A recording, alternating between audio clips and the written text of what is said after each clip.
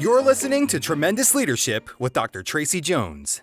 Hi, everyone. This is Dr. Tracey Jones, and welcome to the Tremendous Leadership Podcast, Leaders on Leadership, where we pull back the curtain on leadership and talk to leaders all over the world about what it takes to truly pay the price of leadership. And today, I am very excited because my guest is Roger Rickard. Roger knows that successful advocacy can change the world. It is his life's work as founder and president of Voices in Advocacy, author of 7 Actions of Highly Effective Advocates, and host of the Voices of Advocacy podcast. He has more than 30 years of experience as an advocacy professional, speaker, trainer, consultant, and author. Roger is a big man at 6'8" and a big thinker, and he has big ideas for helping you to succeed with advocacy. Roger, thank you so much for being here. Thank you very much, Tracey, for having me, or should I say Dr. Jones. Oh, well, you can get that out of the way. Tracey's fine. Just delightful to have here. And for our listeners, you know why I'm just smiling at Roger, because my dad was a big guy. People were like, he had to be 6'7". He was only 6'3". He came across, but he always had that bow tie. So Roger, you look fabulous. And I love big man with big ideas. That's what we're here for, to listen to this podcast. I'm ready for it. I love it. And for our listeners out there, I met Roger on a NSA Broadcasters podcast forum several weeks ago. So be sure and get out there. That's how other great leaders find other great leaders, just being part of the things like this. And why I was so excited is Roger hit on one of my favorite words in the whole world that I have only recently in the past few years understood, and that's advocates. As a matter of fact, in Spark, S-P-A-R-K, A is for advocates, and you cannot get there without them. So Roger, I am so excited to unpack your work in advocacy and your work as a leader. So thank you so much for being here. Well, thank you very much for having me on the show, and I'm very excited to at least share a few thoughts, little nuggets here and there. That's why we're here. Well, Roger, my father wrote a speech called The Price of Leadership and spoke extensively on leadership. And in this speech, which our listeners can download for free, he really went into the tougher side of leadership. And he talked about there's 4 key elements that you are going to have to do if you are truly paying the price to be a leader and not a leader in name only.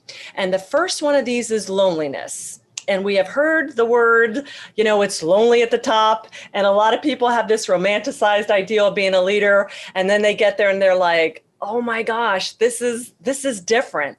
So can you unpack what loneliness as a leader has meant for you? Maybe share with our listeners what to do if they are in a season of loneliness? Yeah. And from a standpoint of a season of loneliness, we're not afraid to go out and get help on things that we feel that we need, whether it's we need additional speaking skills, presentation skills, any other set of skill sets. But we're often afraid to go out and confront things like depression or loneliness or that feeling of the burden of everything sits on my shoulders. Correct. It reminds me of my father was a blue-collar worker, salt of the earth, hardworking, but didn't have a clue of what I did and couldn't wrap his arms around it. And I would often come to him and I would say, hey, I want your advice. And one day he looked at me and he said, I don't know why you asked for my advice. And I said, because I want it. And he said, but you never take it. And I said, you don't know if I take it. And it reminded me, and the story that I went back to him with is, listen, the President of the United States has thousands of advisors. And no matter what they say, that person has to make the decision. Correct. So whether it's the leader of the free world in the President of the United States, or leader of a household, or leader of a small business, or whatever you are as a leader, you have to make that final decision. But I hope that you don't make it lonely. I hope you don't make it in a vacuum of where you don't seek out other authority.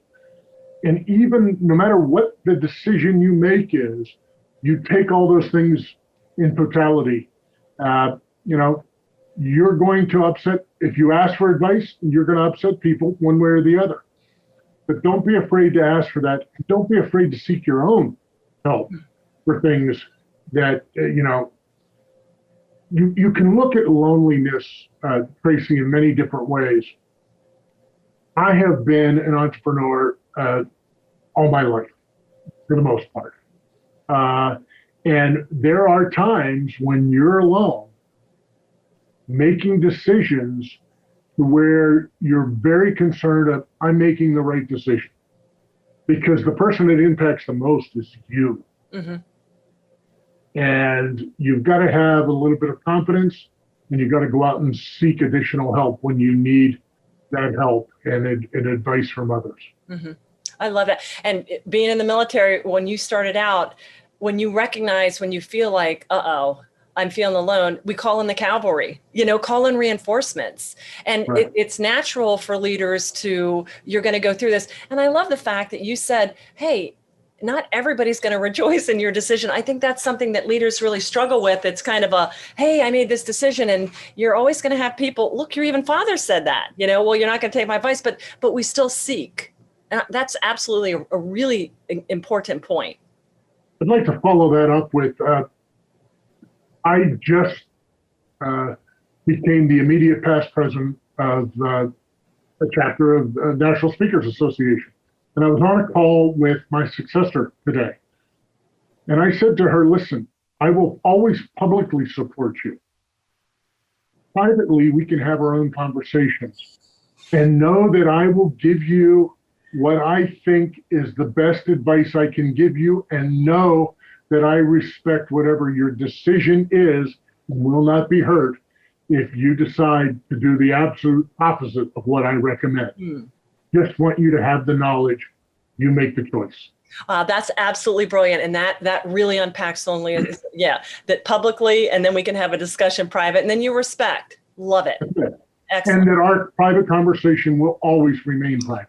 Absolutely. Absolutely. Well, that's why that tearing down from within is the worst kind of assault, because it's like, guys, we already had the discussion in the boardroom. We're supposed to be out and have a united front. And I expect it from the enemy, but leaders really need to watch out for that. If you've got that kind of sabotaging going on for your team, you're going to be lonely because they're not with you. That's right. And you now have to make a different decision. Yeah. Yes. How do you either get them on the bus, or how do you throw them off the bus? Right. I hear you. You need that. And you need to build that trust. So you as a leader, if you go out and you do what you say, if you promise and deliver on your promise and stay the course with that, that's, you said military a little bit earlier. Mm-hmm. The great military minds are the people that always stood up and told the truth. We ultimately really do want the truth. Oh, absolutely. Sometimes it really hurts to get the truth. That's what we ultimately want. Right. And if you don't want that, you're probably not the right type of person to be in leadership in the first place. Absolutely. Okay. Well, excellent. Thanks, Roger, for unpacking that. So next he talked about sometimes there's going to be times of loneliness. He also talked about weariness.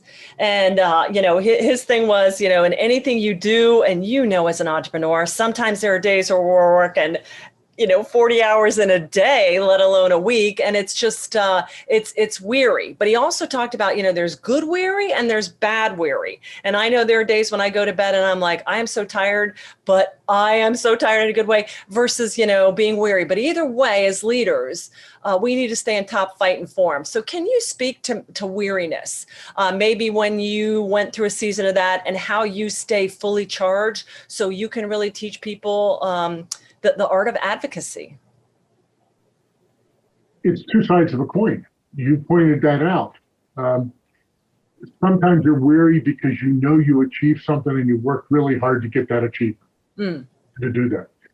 Sometimes you're weary because you're just tired of doing it, and you're tired of either feeling like you're beating your head against the drum and not getting any closer to your goals. Mm-hmm. And so that comes in many different forms. So let's take one of them. I love the weary of I'm exhausted because we've done great work. I love that feeling. And and that actually motivates me more. Yes. That makes me, when I know that I've achieved something where somebody gets somewhere, somebody does something, I see that the work that I did or the work that our organization does help somebody else. That's fuel, and weary's like being hungry. Sometimes you're hungry and you need more fuel because you're burning all those calories. And sometimes you're weary and you just need to eat to replenish the batteries. And you're exhausted by that. When you feel like you're alone, you can sometimes get in this melancholy to where you're weary because you just feel like you're tired of fighting the fight. Yes. But I would recommend to anybody at that point, one of the things that I do is I take a step back from me and I say, and what I do, is that affecting somebody else? And I will often go back and I will look at people that were unsolicited that responded to me. Quick example. I spoke about a month ago in DC. Great audience, talking about advocacy, talking about how to be engaged and involved. And at the end of the event, a female bartender came that was in the room. And she said, "Boy, did you touch me." And, it's great when an audience that you're paid to be in front of feels that touch, but it's super when someone that doesn't need to care, doesn't need to listen, all of a sudden is touched by one of the things that you did. And I said, if you have an opportunity, explain to me what you felt. And you may not be able to do that right now, but here's my card. And she sent me an email that was like 8 paragraphs. And she poured her heart and soul into why I touched her. Anytime I feel lonely by myself, anytime I feel weary, pick up something like that, because then you look at what you've done and you say, it makes a difference. It's time for me to keep the train moving forward. I love that. Well, okay, so there are many times, and I'm going to ask you this question next, that I've been like, you know what, I'm done. My dad always said, you can want to quit, just don't do it. So I engage in my little pity party. And then somebody will send me one of these he said the eternal life insurance policies, and I'll get one of these in the mail. It's always the day I'm about to go, you know what, I'm done. I've taken this as far as I can go. And I'll get one of them signed and I'm like, oh, here we go. I'm right back in the game. So I hear that. We need to keep charged and remember the good stuff. So Roger. Well, let me add one thing. Oh, go ahead. Go. Yeah. Sorry to interrupt, but let me add one thing. I love the statement, it's always darkest right before dawn. Yes. And it is. Well, and Roger, an earlier guest, I think yesterday said, Tracey, don't quit halfway, because it's just as far to retreat as it is to finish. You're going to go back so just keep, and I'm like, of course.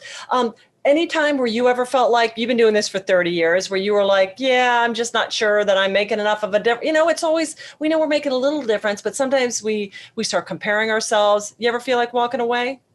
Sure. I mean, the simple answer is sure.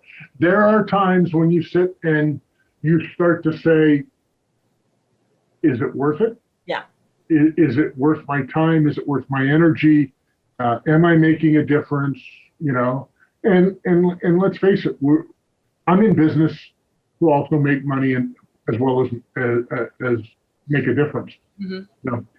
Am I doing enough? Am I getting enough out of all the energy that I'm putting into this? Ooh. Or, listen,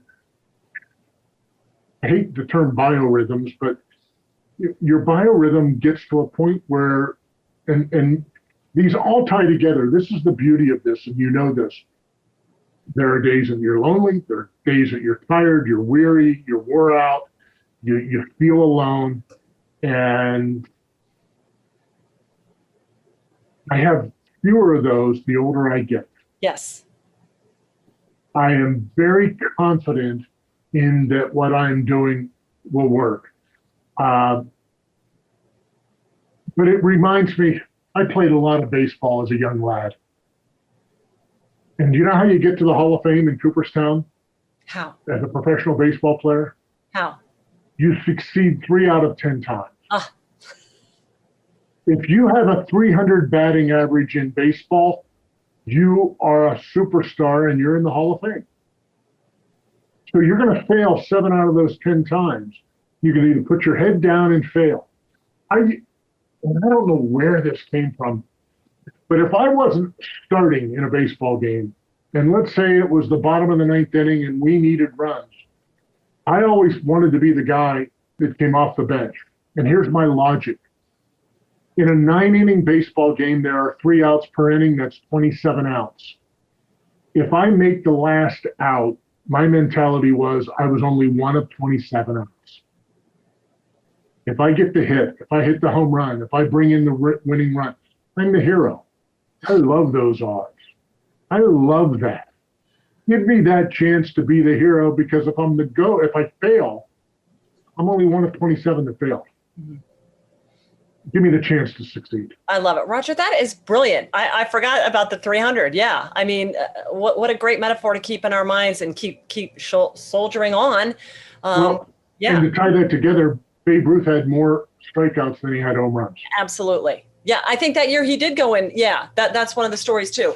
Yep. So, and I love it. And my dad always, he would tell me that as a kid growing up. And so I was prepared for this, but he's like, Tracey, life's a pendulum. You're going to have the best year. You're going to have the worst year. You're going to have it's just young, old, rich, poor, black, white, Christian, it doesn't matter. Life is a series of ebbs and flows, Ecclesiastics, to everything. There's a season. So I love the fact that you said, hey, it is what it is. But for our either younger leaders or just starting out, please understand, and I was reflecting with this on a previous guest too, it does seem like the older I get, that confidence that it's not that you have it figured out, but you're just at a better place with it. You know what I'm saying? You understand the value you're providing. And I go through those down times more infrequently. And when I do, I capture them and cast them out quicker. I think the key as time goes on and more experience that you have is that you've felt that before. Yes. And the more you're used to feeling something, yes. I think the more that you can settle into it. That's beautiful. Yep. Well, Roger, somebody yesterday also said they called it, and what you said brings to mind, normalization. When we talk about it, then we remove the stigma, the fear, we call it for what it is and say, it is what it is. Now I can unpack it with my unemotional part of my brain and assign a meaning to it. Okay, I want to quit. Am I going to quit? No. So let's go into action mode. Well, I always feel, hey, listen, I've been down this path before. What did I do for myself to get me out of that? Yes. And what can I do today if I need to change that? Yeah. And so introspection is key to that. You know, you talk about the ebb and flows. Anytime you're in business and you're a leader, you are virtually the head of sales. I don't care what title they give you. I don't care where it is. If you don't have revenue, you don't have a business. And so whatever your title is, everybody needs to embrace the fact that they're a salesman. Yep. And so I often go back to that when I get to that point, and I say, as a salesman, what do I need to do to either convince myself or to convince somebody else along the way? And a salesman isn't about necessarily getting the contract. It's about convincing. Okay. I'm writing all this down. I love it. I'm glad I'm recording this because that was really insightful. And yeah, I love that you said, you got to convince yourself first. Cause I was like, I'm not a salesperson. I'm an engineer. I'm not a salesperson. You better believe I am. Otherwise, like you said, you can't hang the shingle because you can't pay the bills and you can't pay other people. But you know what I had to do? You hit the nail on the head, Roger, the way you said it. I had to convince myself first. Sure. And I need to hire sales. I need to hire sales. That never worked out because I had to convince myself first and be the queen of sales, or the king of sales, whatever you're going to be. Yeah. So we're talking about being lonely or weary. There are days that you don't want to do the sales. Right. There are just days. And what I've come to realize is there are also days that I am really into it. Yes. Yes. And whatever my schedule is that day, I change it. Yes. And I just keep plowing more and more into the sales aspect of it, because I know I'm on. I know I feel good about it. I know how I'm going to react. I know how I'm going to sound on a phone or in a Zoom call, or even, face to face. If you're not into it, don't do it. Mm-hmm. I hear you. I love it. And I love that you modify your. Yeah, well, it is biorhythms. And like I said, there are days where everybody I talk to, boom, boom, everything done, I'm in it. And then other times where you go, so thank you for bringing that up too, because some people can get very bounded about, I have to make this many calls every day and stuff like that. So, and as an entrepreneur, you've got plenty of stuff to do. And when you feel that way, in my opinion, some of the things that I do, I have daily devotions, I have daily motivations, and some days I just decide I'm going to read more about that stuff. There must be the hunger that I need renourished, recharged, and retooled to be able to move forward with that. It's smarter for me now to stop what I'm doing, go recharge, rather than just keep bamming my head against the wall. Yeah. Brilliant.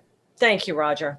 But everybody has to do that. And they have to find what makes Right. They have to find what makes themselves comfortable in that.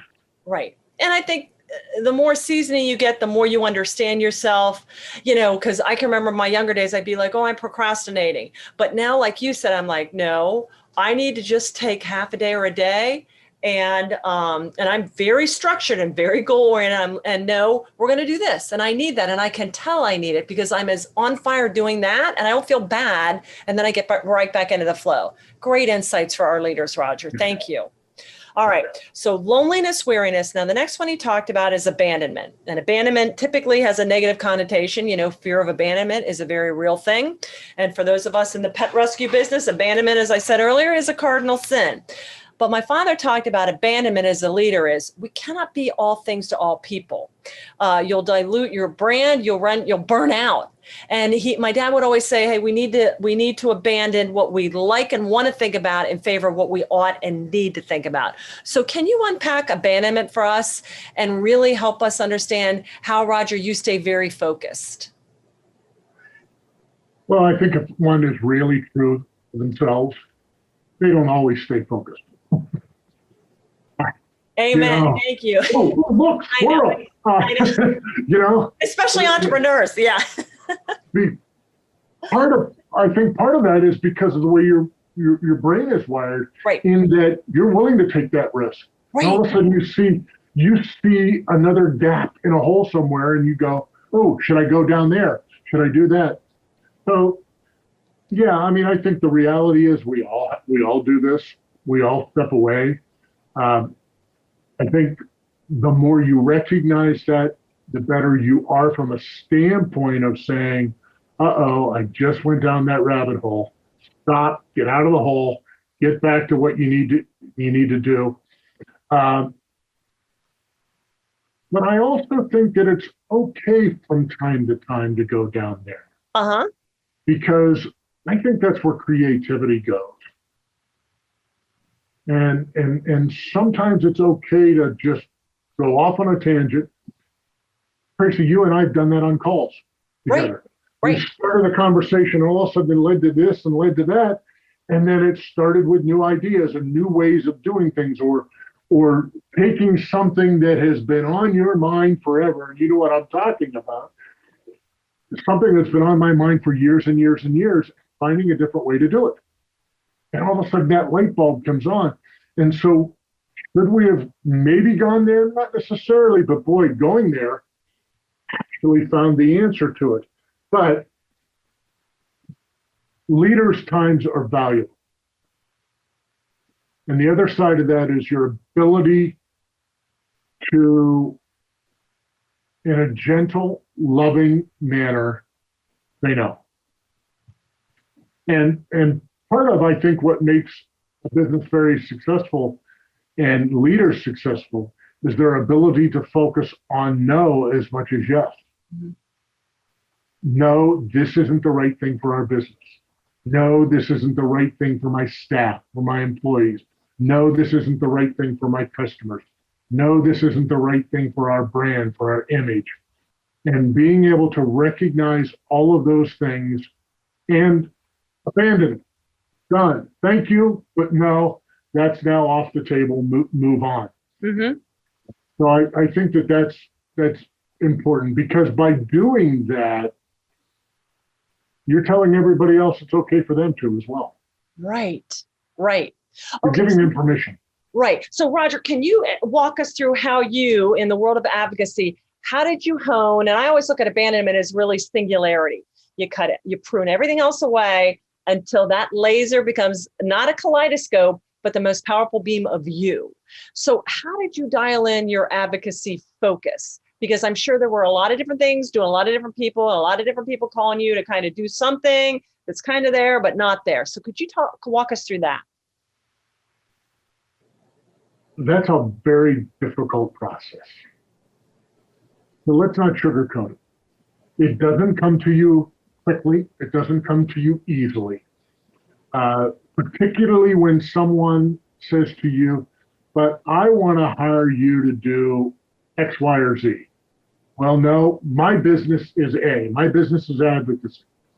The hard thing is to turn down potential money somewhere and to do something for somebody else. And that goes back to the abandonment. How do you then say no? Right. How do you stay focused? Now, advocacy can be a big umbrella. And what I really chose to do is I made very purposeful decisions, not all at one time. It's, how do you eat an elephant one bite at a time? I figured this out one bite at a time. And once you figure one thing out, clarity starts to come in another area. In my business, what I do primarily, I have about 8 competitors. 8. That's it. Did I start off saying, how can I get this down to where there's only, a couple of us? And quite frankly, I can even drill it down further. I don't even think I have 8 competitors. I think I have 1. And all the reasons are immaterial, but I continue to just keep chipping away, so that when I have a conversation with somebody and they ask what I do, well, I help you grow your community of advocates. Nice. What does that mean? Yep. How do you do that? Those are different answers. But then what differentiates me from even my group of 8? I have that figured out. Yep. I know what differentiates me. And if you don't want what I have, I don't take it personally anymore. Right. So, I live in Scottsdale, Arizona because I made a lifestyle choice. Doing what I do, if I was in Washington, D.C., I would be crazy busy, just crazy busy, and would be turning down business left and right and trying to figure out how do I get more boots on the ground to do more business with that. But I also use that to my advantage now, because there are a lot of people that work inside the bubble of DC. They work on K Street, and I work through Main Street, not K Street. And so I work with the people out in the middle of the country, and that's a mindset. That's not a geography. And so when an organization in DC recognizes that what they need is support out in Main Street, then I'm more of the guy for them. Mm-hmm. And I figured that out. So it's the ability to just constantly hone, constantly refine. I think it was Jerry Seinfeld that said, anybody can write a joke. The great ones can get a joke down to about 8 words. Right. And so in your business, how do you get your business down to where it's that fine-tuned? Love it. That everybody knows and understands it. And I've had conversations, well, I don't really understand. Explain more. Well, tell them a little bit more. Well, I don't really understand this. well, that means you're probably not the right fit for me. Right. It's not resonating. Right.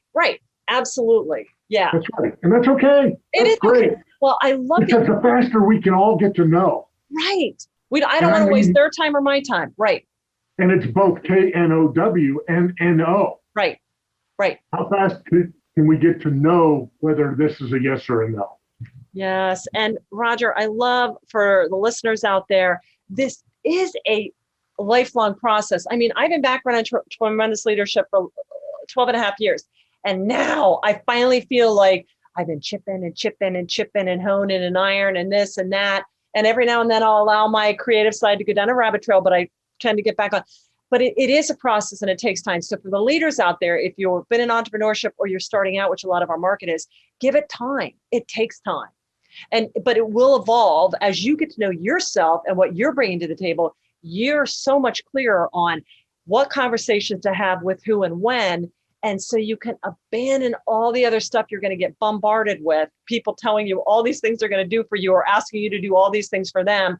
And it's life is so much more streamlined and profitable. I remember taking a class in college. Isn't it amazing what you can remember? Because that was more than a day or two ago. But I remember taking a class in college on advertising and marketing. And the instructor showed an ad, a television ad. And he asked the question, is this a good ad or a bad ad? And everybody had opinions. Sure. And I remember someone in the class said, well, what's your opinion? And he said, I can't tell you whether it's a good ad or a bad ad. Because A, I don't know where they were running it. B, I don't know the demographic that they were trying to reach. And C, does the demographic they're trying to reach actually make a difference in their business?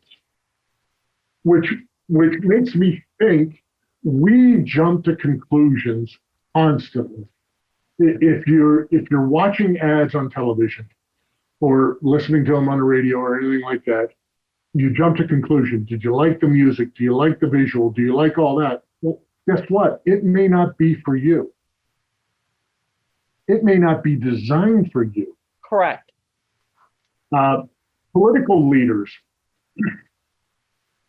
put in their speeches 3 items. They put lines that the people that love them, they're saints, no matter what, they love them. They put lines in the speech to make the saints really happy and to reinforce why we love them. They put lines in the speech for the savables, the people that may like this, that kind of like this, that maybe think the idea is okay. And how do they get them to go to yes? And they don't put anything in the speech for the sinners. I thought you were going to say sourpusses, but sinners well, no, and the point of that is if you listen to a speech and you don't like it, then you're probably viewed as a sinner. Right. And I don't mean that in a really negative connotation. Right. In a theologically damning way. Right. No. But in political campaigns, when you're running for office, you're trying to get one thing, and that's a vote. Yeah, you need the money, you need the staff, you need all blah, blah, blah, blah, blah. But when you cut it down, when you create that vision, you're looking for one thing, and that's a vote. Yeah. And that person either loves you, you're a saint, might consider voting for you, or there's no way in God's green earth I'm ever voting for you. And so you've got to forget about the sinners. You've got to keep the saints happy enough to keep marching for you. And then with the savables, you've got to do your best to create something that allows them to hang their hat on why I chose to vote for you. Okay. I love it. But that's in business. So let's take that out of the political connotation and let's put that as leaders. You're going to have the naysayers. You're going to have people that no matter what you do, there's nothing you can do to please them. It's hard to block them out. You know, they're immaterial. But how do I get the new customers that I want? How do I convince them? How do I take care of my customers today? How do I take care of my employees today? Because they're my saints. They've already decided to join the team. Mm-hmm. If I don't take care of those people, ultimately, they've left us. Mm-hmm. So. Excellent. Okay. Well, you really unpacked abandonment. Lastly, vision. And vision is kind of this, Nostradamus. And I can remember my dad teaching me, Tracey, vision is really seeing what needs to be done and then doing it. Because otherwise you can be very esoteric and philosophical, but it's actually getting it done. So can you unpack what vision means to you and share some insights for how you help hone and move your vision forward? Vision is clarity of purpose. Yes.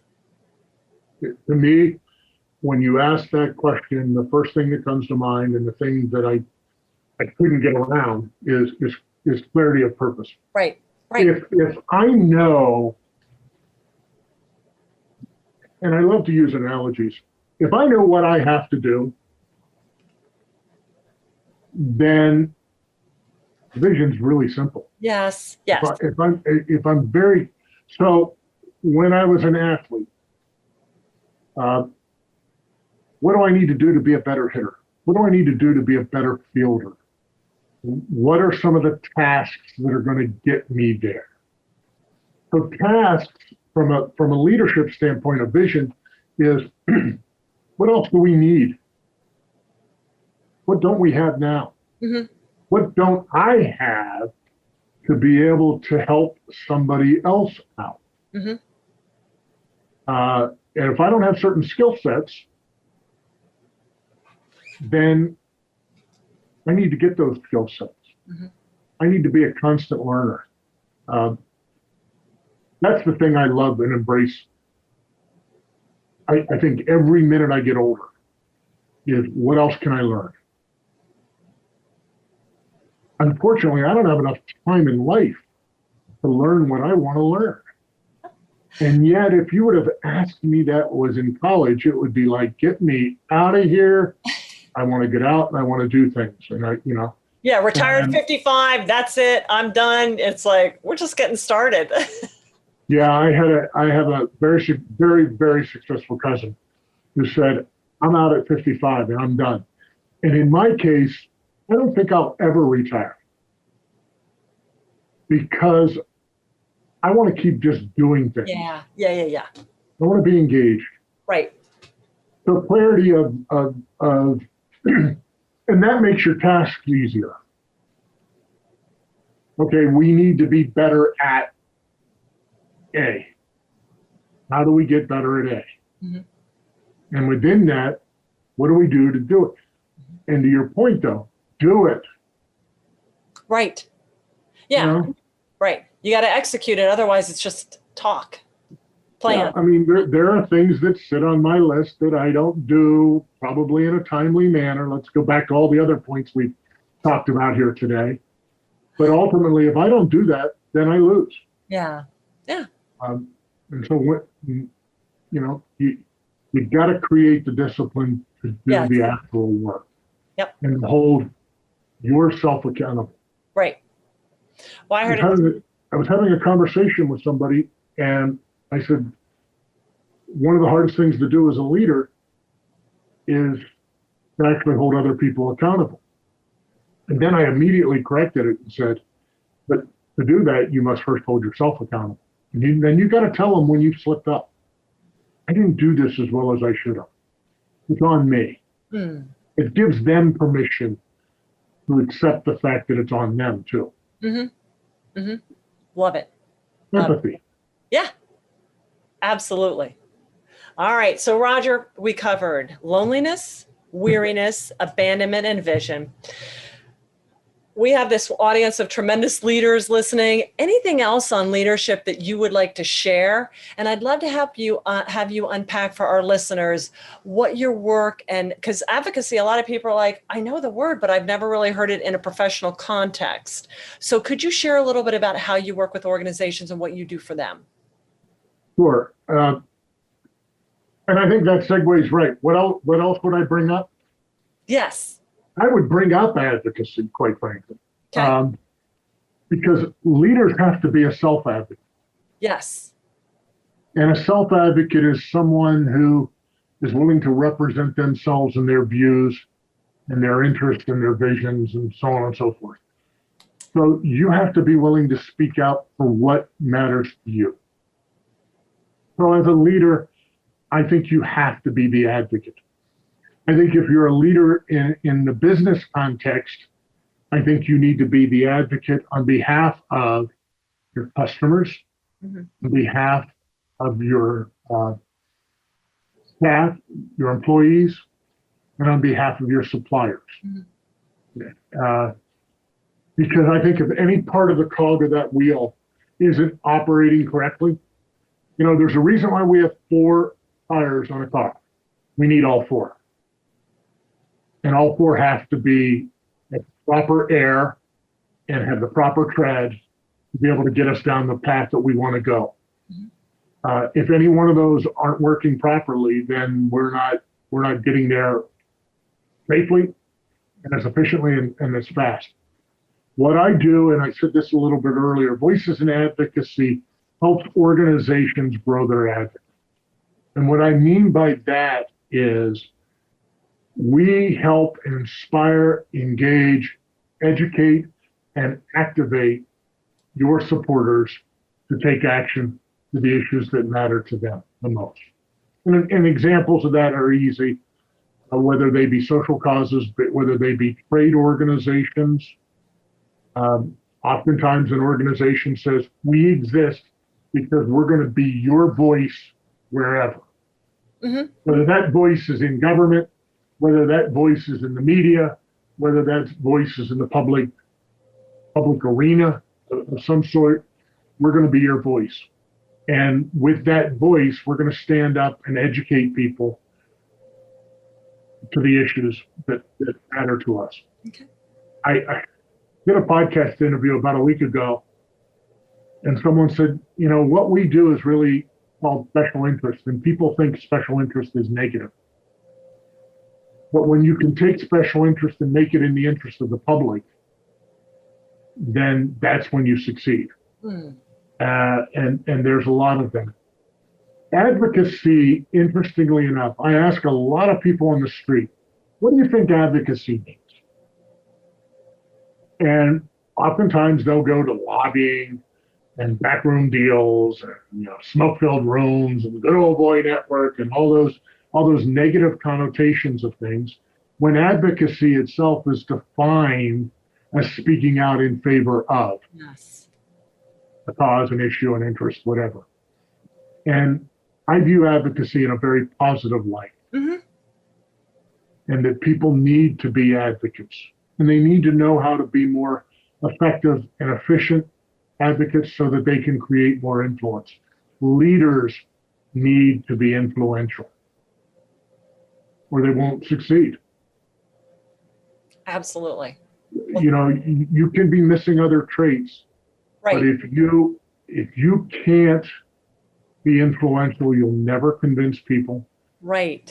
We talk about change, or this organization has to change, and then we know how hard it is to change the wheel of the organization, to change the steering of where you're going with the organization.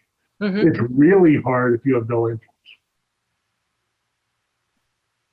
Well, I heard it said, as a leader, they don't have to know everything, but they have to know everybody. And so that's where those advocates, either in the form of a resource or just a sounding board. So thank you, Roger, and I want to add, it's also who knows who knows who. Right.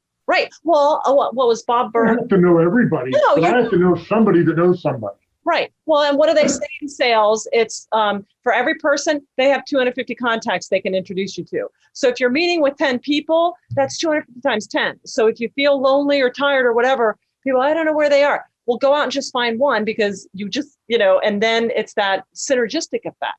And they're out there. And I think it just doesn't dawn on people. They think that just certain people have magical advocate fairy dust that sprinkles on them. And I'm like, they're out there, but you just got to go find them. And then they get dialed in, as you did, with that particular mission that resonates. And that's a special interest to their heart, that they want to join you in your mission and what you're trying to do in business, in a nonprofit, in a special interest, in government, in anything, you know? That's absolutely true, Tracey. Absolutely true. Absolutely. And you never know where that influence will come from. Right. You don't know. And you must keep your eyes and ears open to it all the time.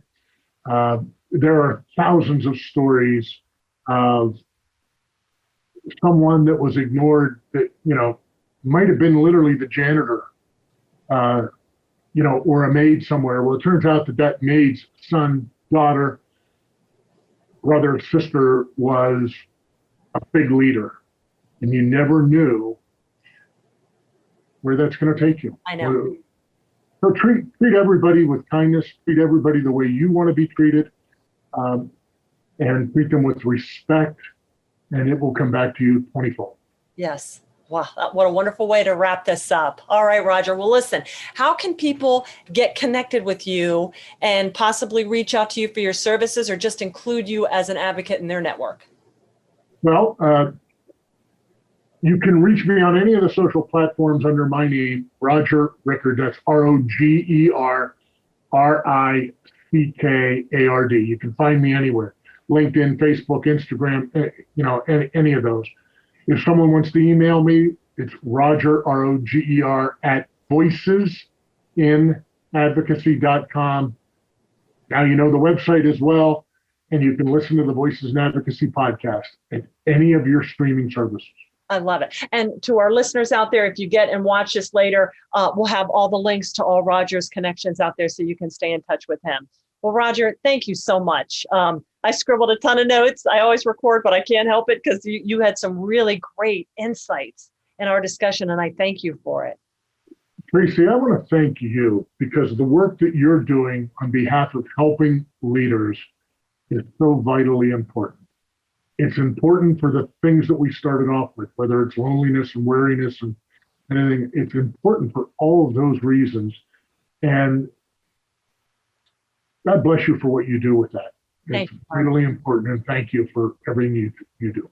Thank you. And God bless you too, Roger. Thank you again. To our listeners out there, we are so thankful for you. If you like what you heard, please be sure and hit the subscribe button and do us the honor of a review, a 5-star review. Share and drop us a line or a comment. We'd love to hear from you. Yeah, Roger, I love it.